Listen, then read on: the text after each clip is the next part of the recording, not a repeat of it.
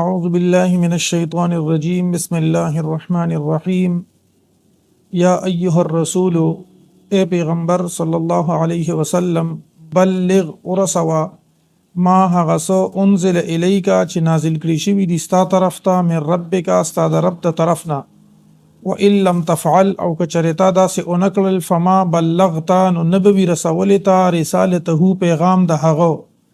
والله یعصمک او الله با حفاظت کوي ستا ساتي بتا من الناس د خلقنا ان الله بشک الله تبارک وتعالى لا يهدي هدایت نه کوي القوم الكافرین قوم د کافرانو. په دې آیت کریمه کې الله تبارک وتعالى نبی کریم صلی الله علیه و آله وسلم ته فرمایي چې اے نبی کریم صلی الله علیه وسلم تا ته چې د الله تبارک وتعالى د طرفنا کم پیغام راغلی دی کم قرآن راغلی دی د دې تبلیغ وکړه دا مخکې خلکو ته ورسوه او کتا داسې کار ونه کو نو تا به پیغام د الله نوی رسولی یعنی نبی کریم صلی الله علیه و آله وسلم ته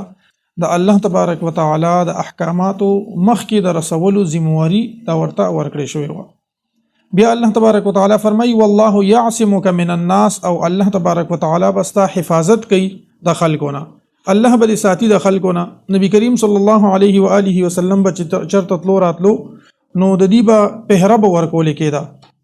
نو الله تبارک وتعالى اول نبی کریم صلی الله علیه و آله وسلم ته د پیغام د رسولو خبره کوي او بیا ورته فرمایي که تا دا پیغام اون رسولو که تا دا کار نه کو نو تا به د الله پیغام دا به نبی رسولي. بیا الله تبارک وتعالى نبی کریم صلی الله علیه و آله وسلم ته فرمایي والله یعصمک من الناس الله تبارک وتعالى بتا ساتي د خلکونه.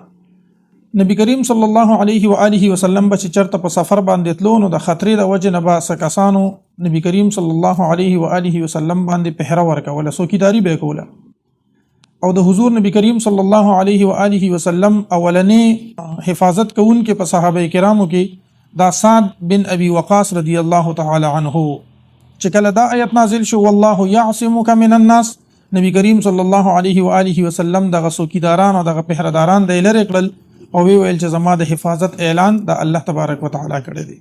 یا ایها النبی یا ایها الرسول دا د نبی کریم صلی الله علیه وسلم صفت په قرآن کې بل پیغمبر ته داسې आवाज په قرآن کې نشته دی. یا ایها الرسول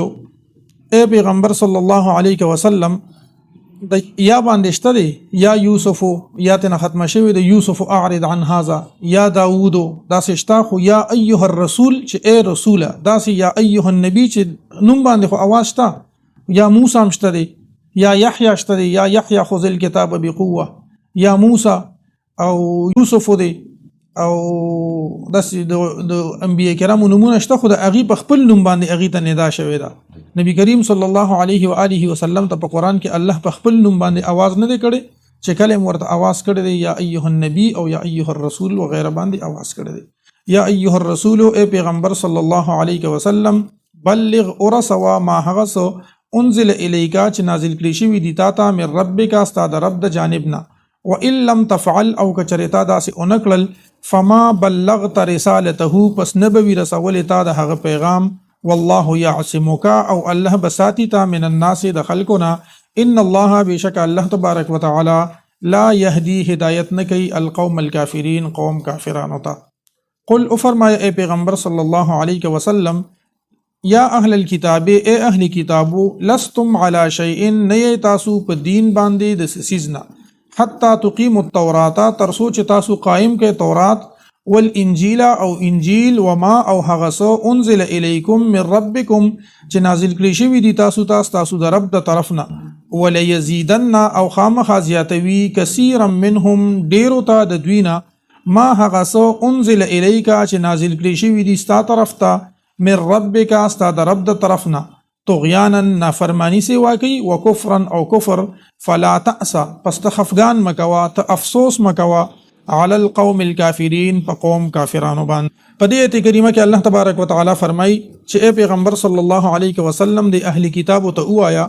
لستم علی شیئن چھ تاسو پس سیز باندنے د دین نا یعنی تاسو پا حس دین او پا حس ملت باندنے ترکم پوری تر هغه وخت پورې چې تاسو په صحیح معنو کې په تورات او په انجیل باندې عملو کې یا نور کوم احکامات چې تاسو ته نازل شوي دي.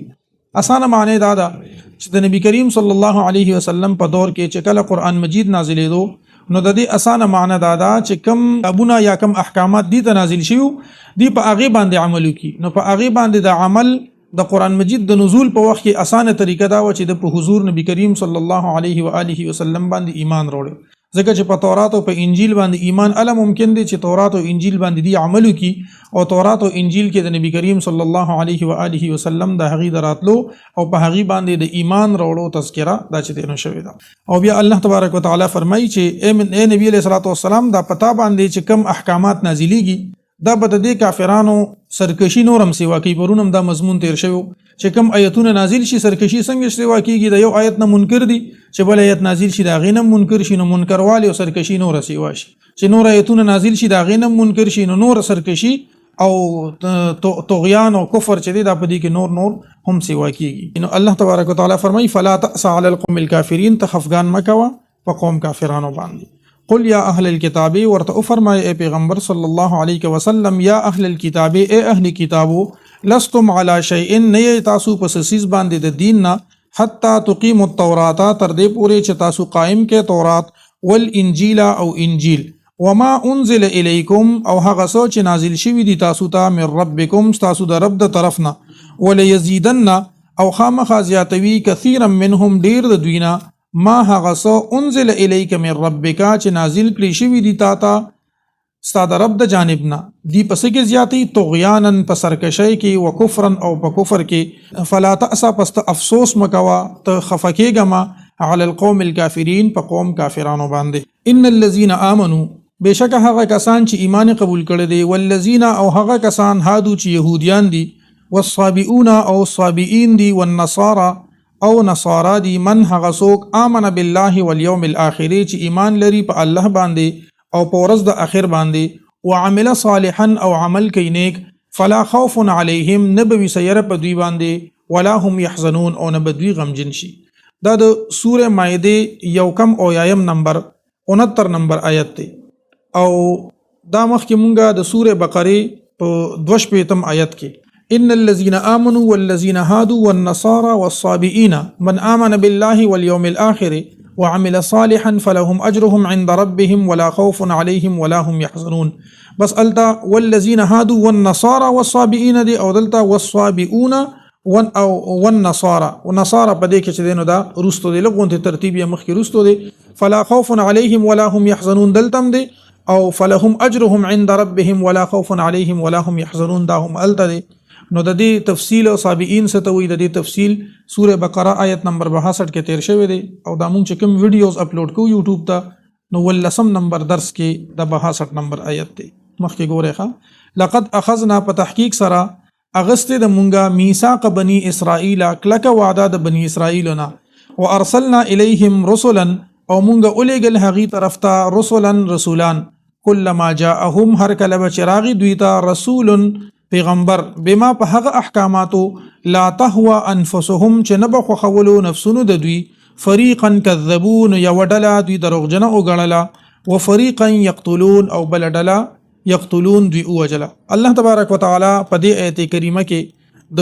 بنی اسرائیل سره چې کوم الله تبارک وتعالى د اغینه وعده اغسته و الله تبارک وتعالى ته په تورات کې دا وعده اغسته و چې تاسو به الله تعالی او د الله تعالی پر رسولانو باندې ایمان راوړئ د حکم الهی مطابق به تاسو عمل کوئ. خو چې کله به دې ته یو داسې پیغمبر راغی چې د دې د خواهش مطابق فیصله به نه کوله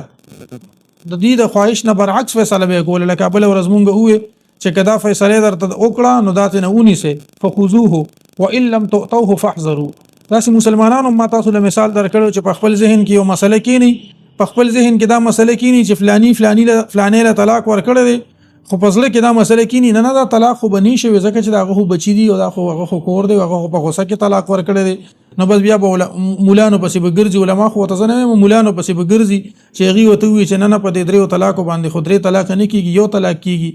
او هغه خبره ولا جوړه کی یا ار یو مسله چې دا سی وي نو چې دا هغه د ذهن مطابق فیصله وکړي نو هغه واخلي او کدا هغه د ذهن مطابق نه وي بیا هغه نه مني. دا څه به د يهوديانو عیسایانو د اهلی کتابو بنی اسرائیل به دا چل کو بنی اسرائیل ته بچ کله داس یو پیغمبر راغی چې د دې د خواهش مطابق فیصله به نه کوله نو بس دی به نه چې دی نو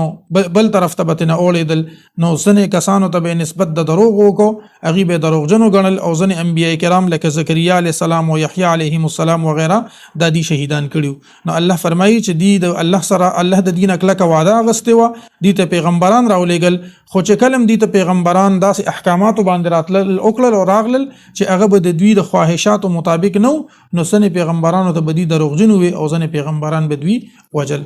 لقد اخذنا په تحقیق سره اغستې د مونږه میثاقا کلکه وعده بني اسرائیل د بني اسرائیلنا وارسلنا الیهم او مونږ لېږلیو دوی ته رسلا پیغمبران کلما جاءهم هر کله به چې راغی دوی ته رسول یو پیغمبر بما په هغه احکاماتو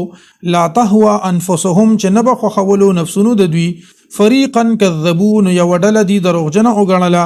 وفریقا یقتلون او یو ډله دوی ووجله وحسبوا او دی دا ګمان وکړو دا خیال وکړو الله تکون فتنه چې نه به وي څه خرابي فعموا وصموا بیا ړانده شو او کاڼه شو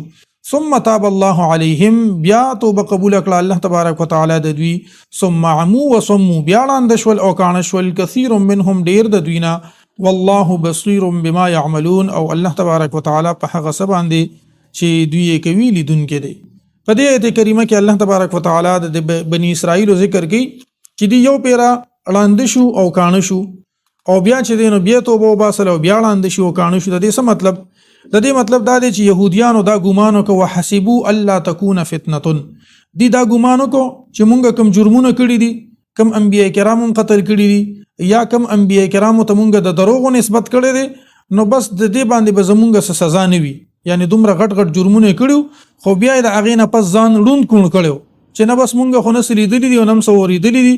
او بس دی ځان لوند کون کړیو چې مونږ ته به هیڅ سزا نه ملاویږي. بیا الله تبارک وتعالى دی له توفیق ورکو او د دغه توفیق نه پس دی بیا مسلمانان شو، د هغې نه پس دی بیا چې دی نو کفر او شرک اختیار کو، نو بیا چې دی نو فعموا وصموا بیا ځان لوند کون کو. په دې کې علماء دوه درې تفسیرونه کړي دي. یو تفسیر دا دی چې يهوديانو زکریا علیه السلام او یحیی علیهم السلام دا چې دی نو دا شهیدان کړل او بیا د هغه زمانه سره خپل ځان لوند کړو چې ګنې مونږ خو هیڅ هم نه دي کړی، مونږ ته به هیڅ عذاب هم نه ملاویږي. او بیا الله تبارک وتعالى هغه توبه قبول کړه، د ډیرو يهوديانو توبه قبول شو خو هغه بیا لاندې کانه شو. په هغه وخت کې چې کله نبی کریم صلی الله علیه و آله وسلم دنیا ته تشریف راوړو دی بیا د هغه د نبوت نه انکار وکړو او د هغه د نبوت او د معجزاتو نه پس هم هغه بالکل ځان لوند کون حساب کو فعموا وصموا. یا دا مطلب دی چې کله دی د سخی عبادت وکړو نو د هغه نه پس چې نو دی لاندې کانه شو او وی چې بس دا خو خبره نه ده او چې بیا کله د دې الله د دې توبه قبول کړه چې بیا کله دی او یا کسان لړل د الله تبارک وتعالى دربار ته کوه تور ته د موسی علیه السلام سره او الته موسی علیه السلام خسر الله تعالی خبره وکړي نو دی وی چې مونږ په پتا باندې ایمان نه وروړو، یقین در باندې نه کو حتی نر الله جهرتن تر څو پورې چې مونږه الله تبارک وتعالى ښکارا اون وینو. نو دغه مطالبه چې وکړه نو د مطالبه سره بیا غني چې دی نو دی د شو چې دی د عقل نه بالکل لاندې شو او کانه شو. نو یا دغه خبرې دی یا د سوره بنی اسرائیل کې بیا یو درې آیتونه راځي چې اوله فتنه په دې يهوديانو کوم راغله، د هغه فتنې نه پس په بیا یو دویمه فتنه راغله. اب ان شاء الله سوره بنی اسرائیل کی تفصیل وایو د دې نه دا مراد دی. خلاصه دا ده چې الله تبارک وتعالى فرمایي چې د بنی اسرائیل دا ګمان کو چې مونږ باندې بس ازمیخ ناراضي، څه تکلیف به ناراضي، څه سزا به مونږ ته نه ملاويږي. د دې په باره کې دی بالکل ځان لوند کون کو، د دې نه پس بیا توبه وباسله، خدای دغه توبه نه پس بیا دی د حق نه بالکل ځان لوند کون کو. الله فرمایي ته دې چې کوم عملونه کوي نو مونږ هغه وینو. وحسبوا او دوی دا ګمان کو الله تكون فتنه چې نبوي س فتنه نبوي س سزا فعموا وصموا نو دی لاندې شو وصموا او کانه شو. ثم تاب الله عليهم بیا رجوع د رحمت کړه الله په دوی باندې یا توبه قبول کړه د دوی. ثم عموا بیا دی لاندې شو وصموا او کانه شو كثير منهم ډیر د دوی نه. ثم عموا وصموا بیا لاندې او کانه شو كثير منهم ډیر د دوی نه. والله بصير بما يعملون او الله په هغه څه باندې چې دوی کوي لیدونکي دی. لقد كفر الذين قالوا ان الله هو المسيح ابن مريم. لقد خامخه په تحقیق سره کفر الذين کفر کو هغه کسانو قالو چې دوی ویل ان الله هو المسيح ابن مريم چې الله تبارک وتعالى د عیسی ابن مریم دی. وقال المسيح او ویل مسیح یعنی عیسی علیہ السلام یا بنی اسرائیل ای بنی اسرائیلو اعبدوا الله ربي وربكم عبادتو کې د الله چې زمام رب دی او تاسو رب دی. انه بشک شاندار من یشرک بالله سوک چې شرک کی په الله باندې فقد حرم الله عليه الجنه نو په تحقیق سره حرام کړی دی الله تبارک وتعالى په د باندې جنت ومأواه النار او د دزه اور دی وما للظالمین من انصار او نشته دی د ظالمانو د پاره څوک مدد کوونکی الله تبارک وتعالى د هغه عیسایانو رد کوي کوم عیسایانو چې عیسی علیه السلام ته خدای ویلو لقد كفر الذين قالوا ان الله هو المسيح ابن مريم چې دا اهل کتاب ندي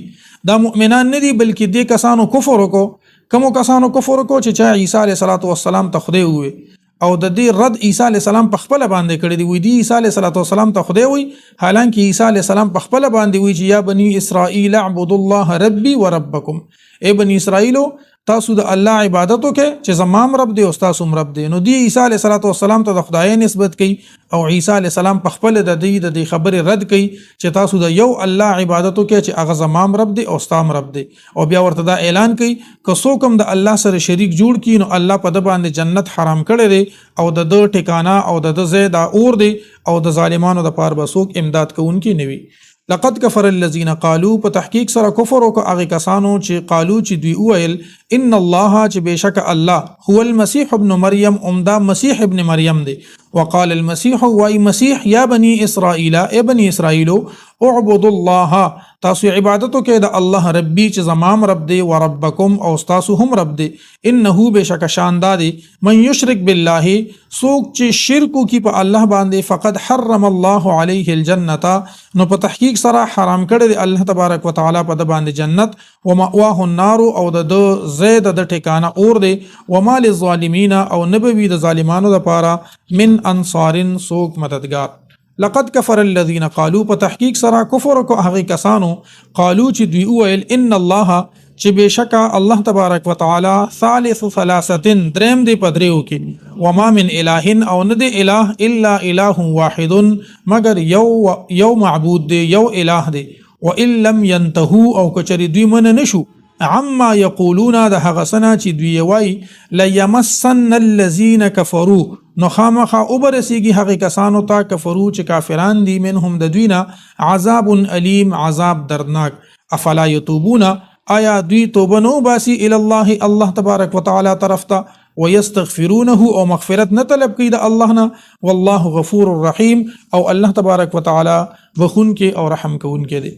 پدې د عیسایانو د یوې عقیده چې د هغې په کتابونو کې بعضې کتابونو کې مشته او د هغې په ریسرچ کوم بریټانیکا وغیره دی په هغې کې مشته عیسایان د دریو بعضې عیسایان دا مخکې چې کوم عیسائی فرقه وه چې چا به وی چې ان الله هو المسيح ابن مریم دا په دې عیسایانو کې دوه فرقې وي یو ته به یعقوبیه وي یو ته به ملکانیه وي د هغې دا عقیده وه چې خدای هم د عیسی علیه السلام دی نعوذ بالله او بله فرقه پکې دا وه په دې یهودیانو کې چې هغې به وی چې الله تعالی دریم دی په دریو کې یعنې درې خدایانو ته به هغې خدای وي درې کسانو ته به هغې خدای وي او دا چې کومه فرقه وه نو دې ته به مرقوسیه او نستوریه دا دوه فرقې وي د دې فرقو دا عقیده وه آیت کې مفسرینو وضاحت کړی دی چې دا کم دریو کسانو ته به دې خدای وي نو دا به دې پلار زوی روح القدس د دریو کسانو ته به خدای وي ښه مریم بیبي پکې نشته یو بچ دی نو عیسی علیه السلام وي دا د الله زوی دی نعوذ بالله او یو به الله یادو چې د پلار دی نعوذ بالله او یو به وی چې دا جبرئیل امین چې دی نو دا خدای دی روح القدس پلار زوی روح القدس دا دغه یو ناروا چې دا درې خدایان دي او دا مرقوسیه او نستوریه فرقه وا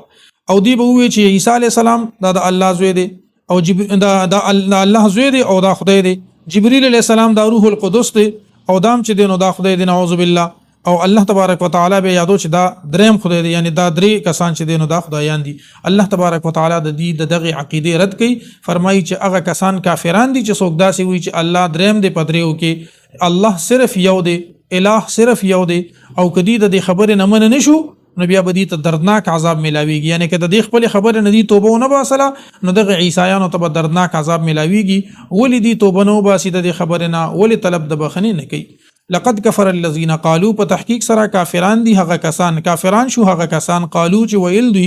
ان الله ثالث ثلاثه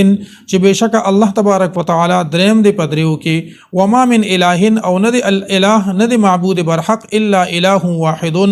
مگر یو اله وان لم ينتهوا او کچری دوی من نشو عما یقولون د هغه سنا چې دوی وای لیمسن الذین کفروا نو خامخا اوبرسیږي هغه کسانو ته چې کافران دي منهم د دوینا عذاب علیم عذاب دردناک افلا یتوبون الی الله آیا دوی توبه نو باسي الله تبارک وتعالى طرف ته ويستغفرونه او دی بخنه ناخلی دی طلب د بخنه نه کوي د الله نه والله غفور رحیم او الله تبارک وتعالى بخون کې او رحم کوون کې دی مل مسیح ابن مریم الا رسول ندی مسیح ابن مریم عیسی ابن مریم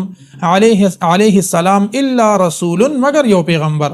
قد خلت من قبله الرسل په تحقیق سره تیر شوی دی من قبله وړاندې لدنا الرسل پیغمبران و امه صدیقه او د مور رښتینه ده کانا یاکلان الطعام دیدا دواړه چې طعام خوري انظر وګورا کیف نبین لهم الآیات سرنګ بیانو مونږه دوی د پاره آیتونه ثم منظر بیا ته وګوره ان یؤفکون څنګه دوی الټ روان دي مل مسیح ابن مریم الا رسول باندې الله تبارک وتعالى د عیسی علیه السلام د نخده کېدو دلیل ذکر کوي چې دا خدای نه دی ولی چې مسیح عیسی ابن مریم دا صرف رسول دی دا پیغمبر دی دا الله تبارک وتعالى پیغمبر را لېږلی دی دا خدای نه دی لہذا څوک چې ورته خدای وي هغه په غلطه باندې دي او څنګه چې دی رسول دی قد خلت من قبله الرسل الله فرمایي د دنه مخکې موږ رسولان لېږلیو نو هغه ته تاسو خدای نه وي او عیسی علیه السلام ته تاسو خدای وای نو دا خبره تاسو غلطه ده او بیا و امه صدیقه د دې مور دا ویلو چې دا الله تبارک وتعالى چې دینو دا عیسی علیه السلام په خپل قدرت کامله سره پیدا کړی دی نو پکار دا چې د تاسو د دې د مور خبره اومنه او عیسی علیه السلام او د دې مور دا خو دواړه خوراک هم کوي طعام هم کوي نو کدا خدای او بیا بدی چې د نو تاسو په وړاندې داسې خوراک نه کولو یا به اغي څنګه چې د الله ذات د خوراک څخه نه مبرر دي داسې به د دې ذات مبرر نو چې دی خوراک کوي نو پوه شي چې دا خدای نه دی بلکې دا چې دی نو دا انسانان دي مل مسیح ابن مریم ندی عیسی علیہ السلام زوی د مریم بی بی الا رسول مگر پیغمبر قد خلت په تحقیق سره تیر شوی دی من قبله وړاندې لدنا الرسل پیغمبران و امه صدیقه او د مور صدیقه دا رښتونه ده کانا یاکلان دیدا دواړه چې خوري الطعام طعام انظر وګورا کیف نبینو سرنګ مون بیانو لهم دیتا الآیات آیتنا ثم منظر بیا وګوره ان یؤفکون چې کوم خو دی الټ روان دي قل ورته فرمای اے محبوب صلی الله علیه وسلم اتعبدون من دون الله آیا تاسو عبادت کوئ سوا د الله نه ما د هغه څه لا یملک لکم چې مالک نه دي تاسو د پاره ضرر د ضرر ولا نفعا او نه د نفع والله هو السمیع العلیم او الله تبارک وتعالى هغه اوریدونکي او علم لرونکي دی الله تبارک وتعالى فرمای چې اے محبوب صلی الله علیه وسلم تاسو د خلکو ته وایي چې د الله نه علاوه تاسو د نورو سيزونو عبادت ولې کوي چې هغه تاسو د نفع او د ضرر مالکان د ندي والله هو السمیع العلیم او الله تبارک وتعالى اوریدونکي دی او علم لرونکي دی اصل کې عیسی علیه السلام به مړي ژوند کول بیمارانو له شفا ورکوله اړانده به د دې په لاس کې خودو باندې سمیدل نو د دې وجنه خلکو وی چې دې غني خدای دی نو الله تبارک وتعالى د اغه د مخکې آیت کوم ذکر وکړو چې دا رسول دی او کوم معجزات او کمالات دي دا د الله په اذن او په عطا سره دي نو تاسو د داسې د الله نه علاوه د بل چا عبادت مکوئ چې هغه فزات تاسو د پاره د نفع او د نقصان مالکان نه قل او فرمای اے پیغمبر صلی الله علیه وسلم اتعبدون من دون الله آیا تاسو عبادت کوئ سوا د الله نه ما د هغه څه لا یملک لکم چې مالکان نه دي تاسو د پاره ضرر د ضرر ولا نفعا او نه د نفع والله هو السمیع العلیم او الله تبارک وتعالى هغه اوریدونکي او علم لرونکي دی قل او فرمای اے محبوب صلی الله علیه وسلم یا اهل الكتاب اے اهل کتابو لا تغلو تاسو غلو مکوئ تاسو مبالغه مکوئ تاسو زیاتې مکوئ فی دینکم په دین کې غیر الحق پنا حق ولا تتبعوا او تاسو تابعداري مکوئ اهواء قوم د خواهشاتو د یو قوم قد ضلوا من قبل چې په تحقیق سره گمراه شو دي من قبل وړاندې لدینا واضلوا كثيرا او دی گمراه کړي دي ډیر خلک وضلوا عن سواء السبيل او دی گمراه دي د نیغلارنا الله تبارک وتعالى په دې قل یا اهل الكتاب باندې اهلی کتاب د دین کې د ناحقه زیاتی نه منې کوي یعنی يهوديانو زیاتې داو چې اغه د عیسی علیه السلام پیغمبري بالکل منل نه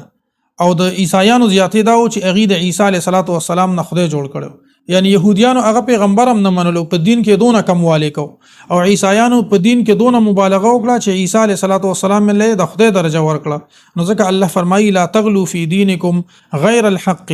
اے اهل کتابو تاسو چې دینو تاسو په دین کې دومره غلو او دومره زیاتوالی مکوئ. دا چې دینو دا د عام انسان د پاره هم دی، لکه اوس یو کس دی هغه د اولیاء مزار لړ شي یا د اولیاء دیدار لړ شي، نو دا سی ویل چې دا خو بالکل شرک دی او دا خو بالکل ناجایز دی، نو دا خبر هم صحیح نه ده. او په داسې طریقې سره چې یو کس دی هغه وایي چې نه زه به مزار لازم او زبال ته طواف هم کوم او د مزار نه بتاویږم او زه به سجده کوم او زه به غیر شرعي کارونه کوم، دا سم جایز نه ده. بلکې د اولیاء الله او مزار لتل د شریعت په حدودو کې الته کې دعا غوښتل، د اغي د پاره د مغفرت او د اوچتو درجاتو دعا غوښتل، د اغي په وسیله باندې د خپل ځان د پاره د الله نه دعا غوښتل، دا د صحابه کرامو طریقه ده او دا بالکل صحیح دي چې د نبی علیه الصلاه والسلام روزه لبراتل صحابه کرام به د یو بل قبرونو لبتل او دا سي د امت دا طریقه ده. خو